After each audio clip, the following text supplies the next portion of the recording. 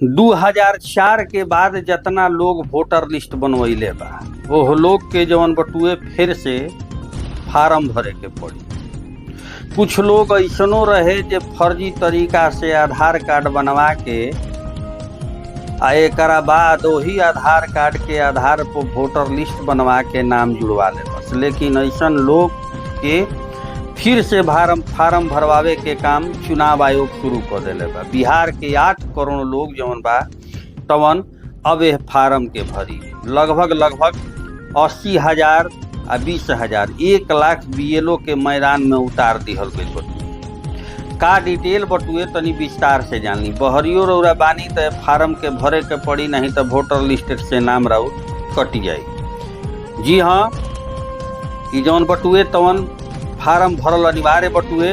राज्य से बहरी रहे वाला मतदाता के गणना प्रमाण पत्र भरल अनिवार्य बटुए। एकरा खातिर चुनाव आयोग स्पष्ट निर्देश जारी कइले बा कि बहरी रहे वाला मतदाता के भी गणना प्रपत्र भरे के होई। फार्म ईसीआई के वेबसाइट से डाउनलोड करे के होई। ईसीआई जौन बटुए इलेक्शन कमीशन ऑफ इंडिया, एकरा के गूगल प्ले स्टोर पे जाके खुद से डाउनलोड भी कर सकीला। एकरा के भरे के पड़ी। एकरा के 26 जुलाई तक भरे के बटुए अंतिम तिथि दिहल गई बटुए। फार्म के भरे आ हस्ताक्षर कइला के बाद दस्तावेज यही ईसीआई पे अपलोड करे के पड़ी। एकरा बाद मतदाता सूची में नाम बनल रही या नहीं तो नाम कटी जाई। फार्म ना भरला पर मतदाता सूची से नाम हटा दिहल जाई। ई फार्म भरल भारत के सब 7.89 करोड़ मतदाता खातिर अनिवार्य बा जौन राज्य में अभी रह रहल बड़ा। उनका घर बीएलओ जाके फार्म भरवा रहल बा लोग। बीएलओ मतलब बूथ लेवल ऑफिसर, मास्टर साहब लोग के बनावल गइल बटुए जौन बाहरी बारे उनका के डाउनलोड क के ही भरे के पड़ी खुद से। बिहार के मुख्य निर्वाचन पदाधिकारी विनोद सिंह गुंजियाल सब डीएम के निर्देश दिले बानी कि जरूरी प्रमाण पत्र के समय पर जारी कइल जाओ। Patna DM doctor Thyagarajan SM सब विकास मित्र के एससी टोला में कैंप लगा के डॉक्टर अंबेडकर समय सेवा अभियान के तहत प्रमाण पत्र तैयार करे के निर्देश दिले बानी। पटना जिला सांख्यिकी पदाधिकारी सब सीओ सब पंचायत सचिव जन्म मृत्यु प्रमाण पत्र के ससमय प्रमाण पत्र उपलब्ध करावे के निर्देश दिले बानी ताकि अंचल कार्यालय में भी कोनो काम खातिर दौड़ लगावे के ना पड़ो। अगर 2003 के सूची में नाम हो तो का होई।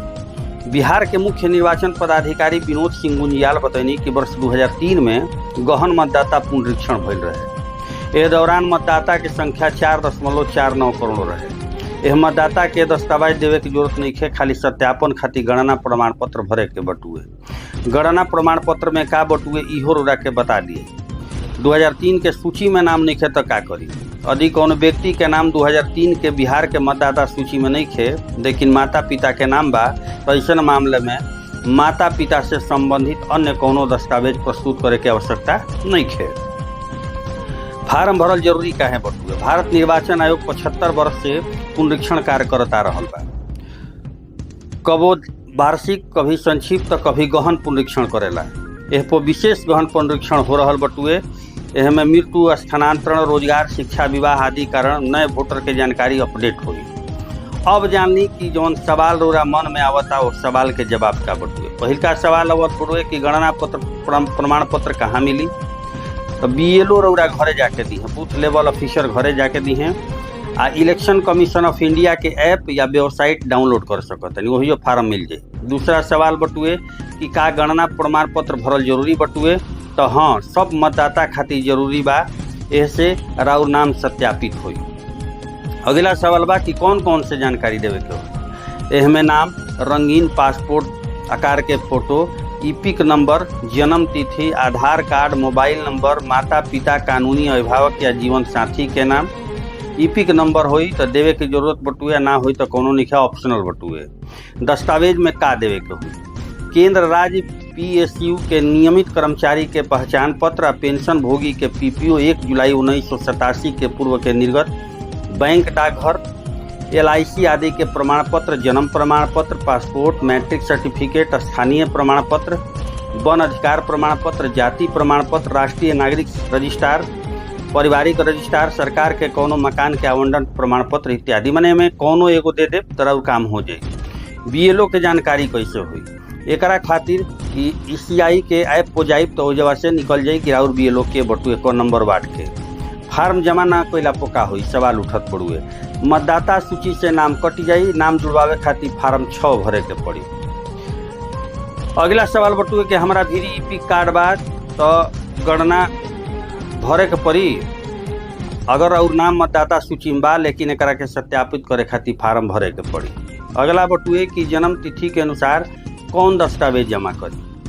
1 जुलाई 1987 से पहले जन्म प्रमाण पत्र अनिवार्य बटुए। 1 जुलाई 1987 से पहले जन्म प्रमाण पत्र अनिवार्य बटुए। 1 जुलाई 1987 से 2 दिसंबर 2004 के बीच अपन माता पिता में से केहू के एगो दस्तावेज दे दी।